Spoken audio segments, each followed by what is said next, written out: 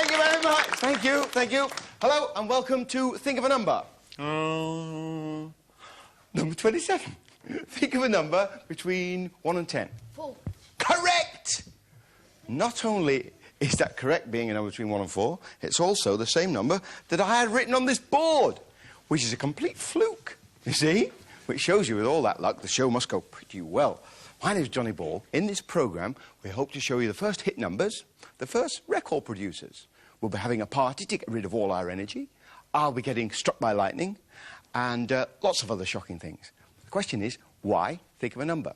Well, nearly everything scientific can be explained by a mathematical principle that's really quite basic. And mathematics, after all, is just a handful of numbers. So, every time you think of a number, it could lead anywhere. Now, I'm fascinated by numbers, but some people are a bit nervous with numbers. Hands up the people who like numbers and number puzzles and are quite happy with numbers at school. Hands up. Nearly all of you. Fantastic. The people who find numbers a bit worrying and are a bit nervous and a bit confused by numbers, put your hands up. Somebody put a foot up there. They're very nervous. All right, don't worry. All of you can help with this. It's a little addition sum. It's very simple. I want you to add it up with me aloud so we can all hear you. 1,000 plus 20 is? 1,020. Plus 30 is? 1,050. Plus 1,000 is? 2,050. Plus 1,030 is?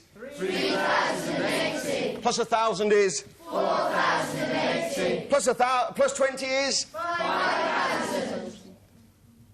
Well, congratulations, because you've all got it wrong. It's 4,100.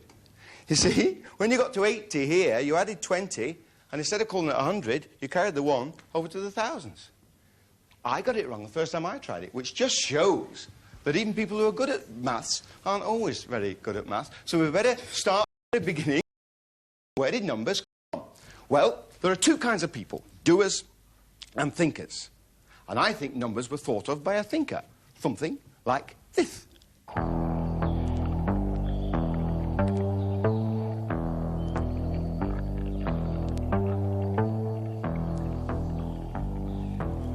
Picture the scene many thousands of years ago. Some cavemen have killed a bison, dragged it back to the cave, and now are ripping ribs and legs off it and devouring it hungrily. The doers. In a darkened corner of the cave is our thinker, sitting on a stalactite, which is very difficult because they're the ones that hang down. He's sitting there and he's thinking. He's thinking, if I don't get some of that bison, I'm going to starve. So he gets up to get himself a bisonful.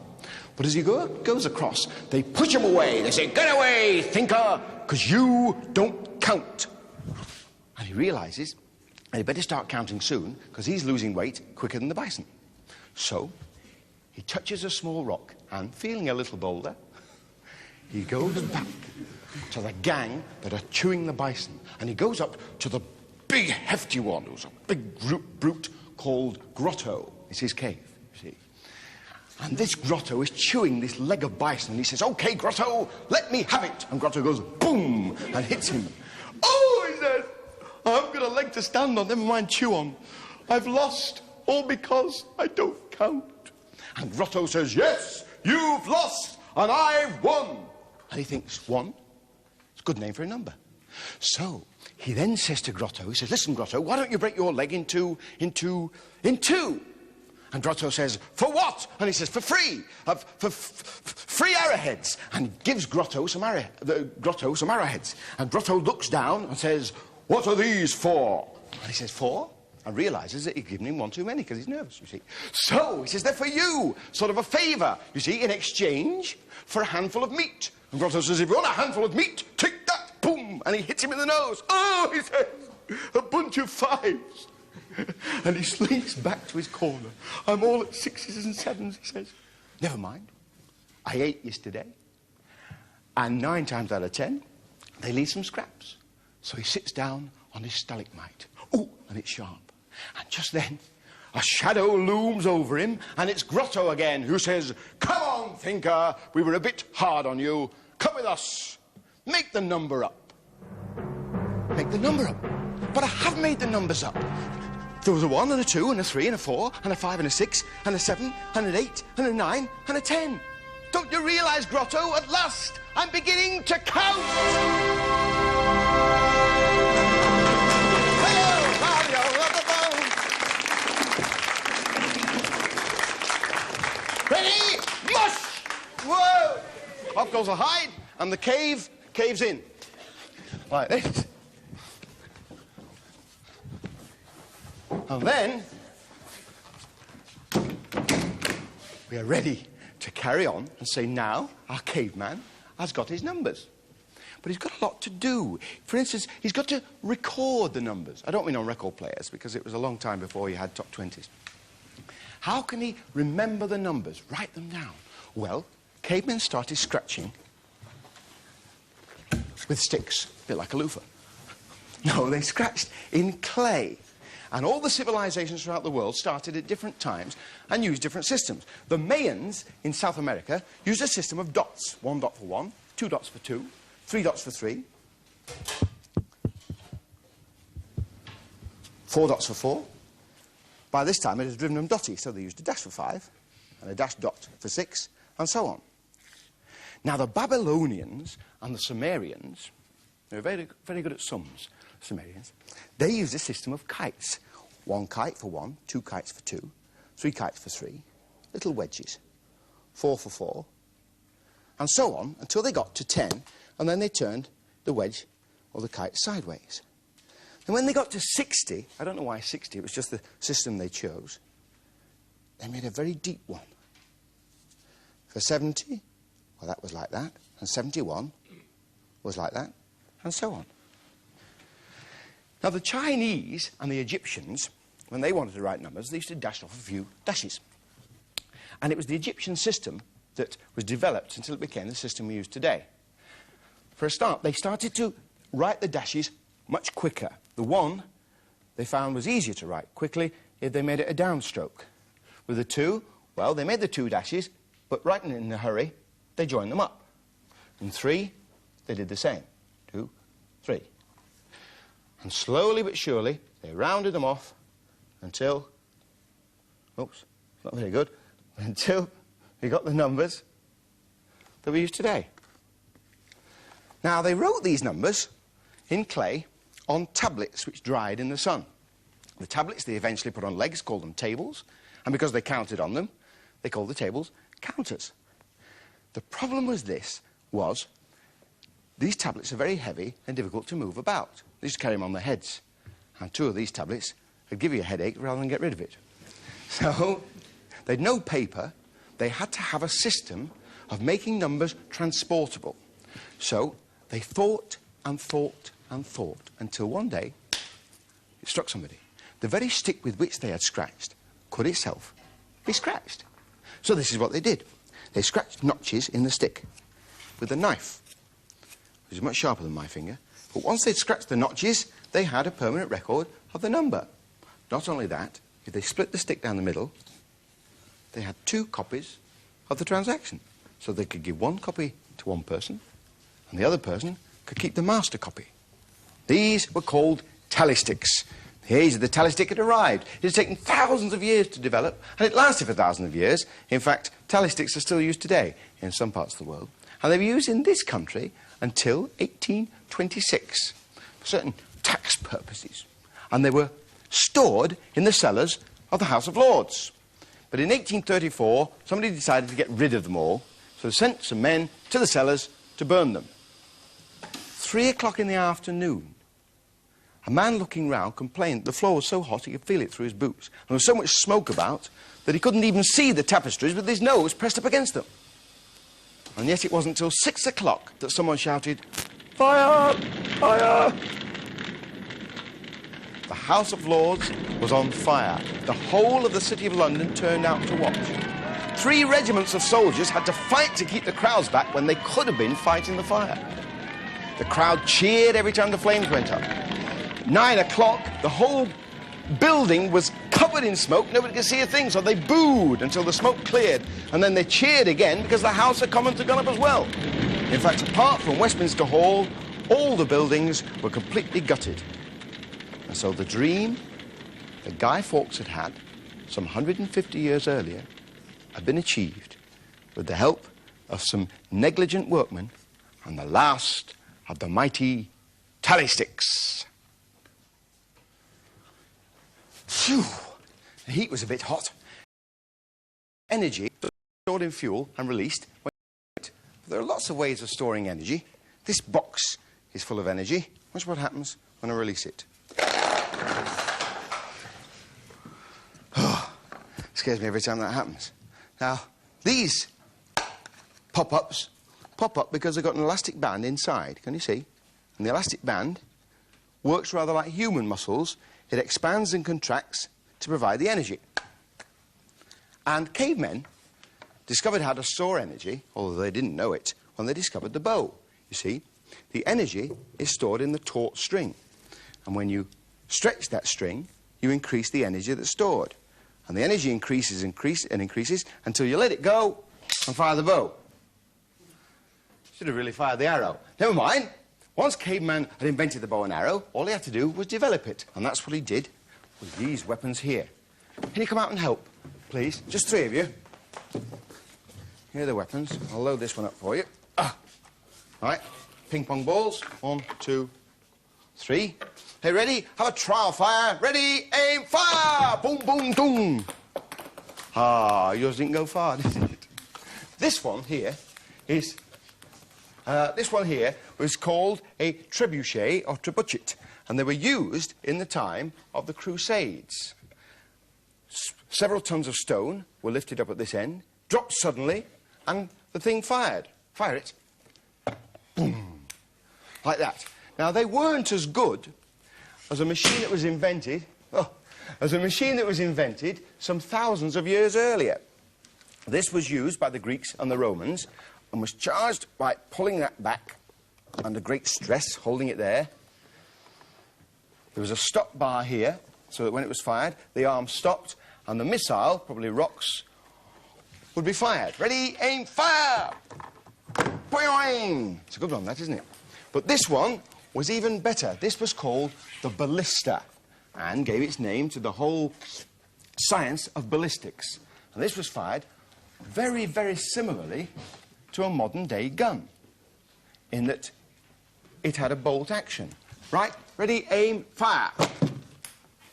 And there you are. One last go. Load them up again. Ready. You got it? Aim, fire! Join. Oh, thanks a lot. All right, you're fired. There you go. You got a seat, lovely. Now, apart from weapons being used to store energy, there are other things that have been used to store energy. In the 16th century, there was a monk called Dom Perignon who liked his wine with a bit of fizz in it, but it was physically impossible to keep the fizz in the bottle until he invented a corking mechanism that kept the fizz in the bottle. The wine was called champagne, and Dom Perignon must have been the first physicist. Have you ever seen champagne fired? You have to undo the cork because it's held in with wire. You unscrew it, loosen the wire, and then let's see if I can hit that target on the wall over there. Ready, aim, fire. Bit short, never mind. Anybody want a cup of froth? Here you are, take the bottom cup, pass the cups along. There you are. I don't know whether you ever watch plays on television, but you find that when they use champagne, they always use this orange label champagne. That's because it's the finest vintage ginger ale. All right? Take the bottle, have some yourself and pass it along. Because it's party time, and we're having a party over here. Everybody's got balloons here. Can you all blow your balloons up? The people on the back row, they've got balloons which are blown up, attached to straws and threaded on strings. You see, because balloons are absolutely full of energy when they're blown up. All you have to do is to release the energy by letting them go. So from the back over there, when I say go, let yours go, one at a time, and they should shoot down the line. Ready? Let go! 1, next one, let go! 2, next one, let go! That's a good one! And the next one, let go! Let go! Let go! Let go! Let go! Let go! Let go! Hey! Let go! All right, everybody else, let go of your balloons!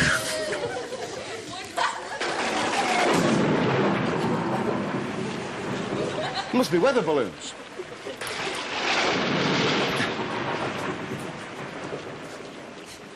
Have you ever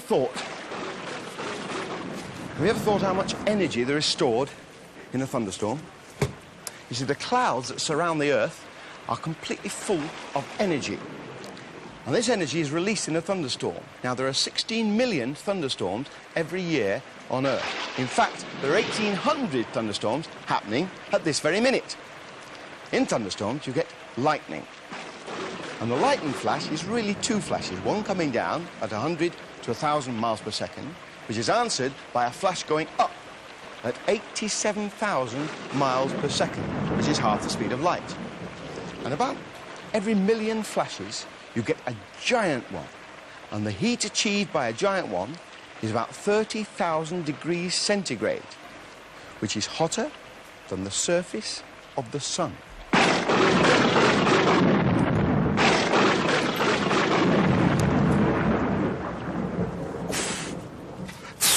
Shocking weather.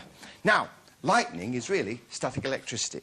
But we don't have to look to the clouds for static because it's all around us, even in our own bodies. I'm sure you've all had a shock from a car door, or perhaps when you've taken your shirt off, it's crackled. Or perhaps you've had a shock from your nylon underwear. Oops, there's one now. When you comb your hair, you sometimes find that it stands on end. It's caused by static, and the same static in a comb will pick up pieces of tissue paper.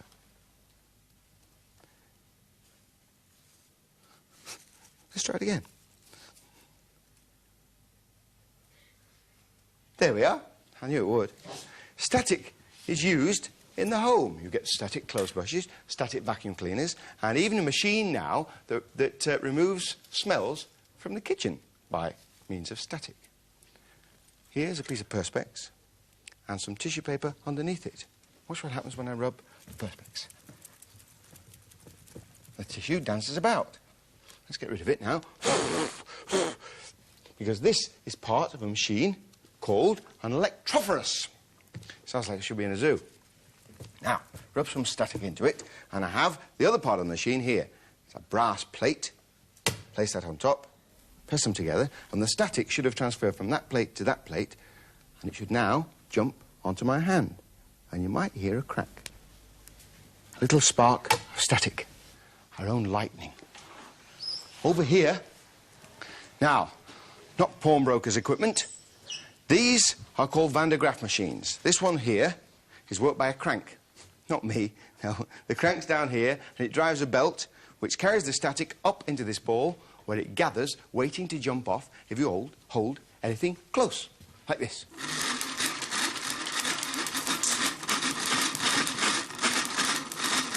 And you can see it jumping off. It might jump my palm. Even better. You can definitely hear the crack.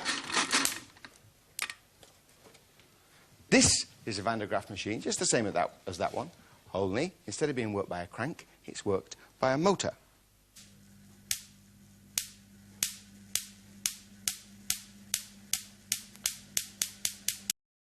And the sparks are strong enough to the ball. There we are. Now, if you attach hair to a Van de Graaff machine and turn it on, you'll find that the hair stands on end. And it will discharge onto my finger, drop down, charge up again, and come up again. It jumps to point, spark. That's why lightning conductors are sharp-pointed metal things. See? Jumps from point to point. Of course, you always get lots of jumps at point to points, don't you? Now, this is a piece of neon which you might find outside a shop. If you do find it outside the shop, leave it there because it belongs to somebody. But watch what happens when I turn on the machine. The static lights up the neon. Can you see it flickering?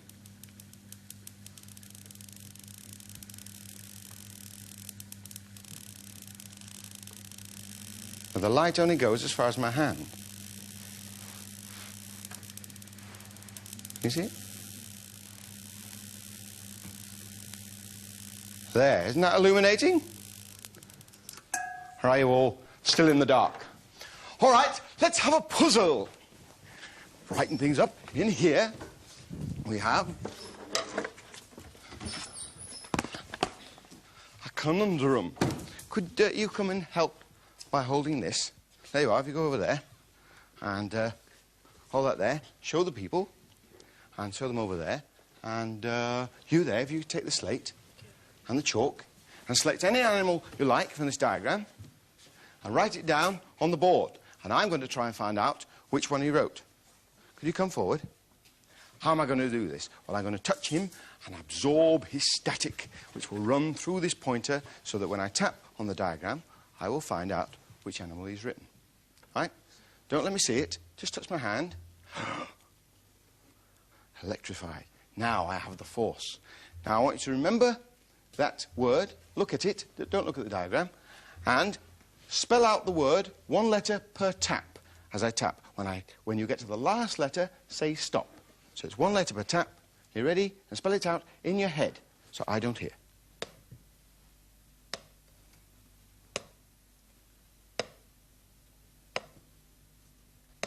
Stop. And you've written monkey. It's amazing. Monkey is written. A monkey I was pointing at. Thanks. Can you come and sit down? There we are. Hold those.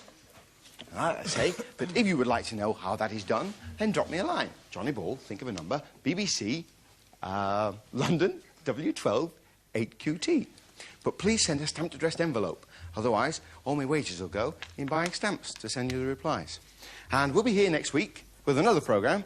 We won't have any static, but we will have quite a lot of hair-raising experiments. Goodbye.